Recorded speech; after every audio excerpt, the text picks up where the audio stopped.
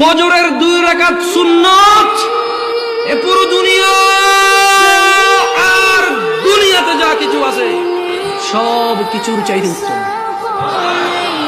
তাহলে যে 2 রাকাত সুন্নত পৃথিবীর চাইতে উত্তম, ওই 2 রাকাতের সুন্নতের পরে যে 2 রাকাত ফরজ রয়েছে, এই ফরজের আল্লাহু আকবার কি দিয়ে মিটাবা? এই ফরজের সামি আল্লাহু লিমান হামিদা কি দিয়ে মিটাবা? কত টাকার মালিক হয়েছে তুমি নামাজের কাফারা দিবা? যেখানে সুন্নত 2 রাকাতের মূল্য পুরো পৃথিবীর সমস্ত সম্পদ বিক্রি করে যদি একটা স্বর্ণ কিনা হয়, ওই স্বর্ণকে যদি এক পাল্লায় রাখা হয়, আর ফজরের 2 রাকাত সুন্নতকে যদি এক পাল্লা রাখা হয়, ফজরের 2 রাকাত সুন্নত ভারী।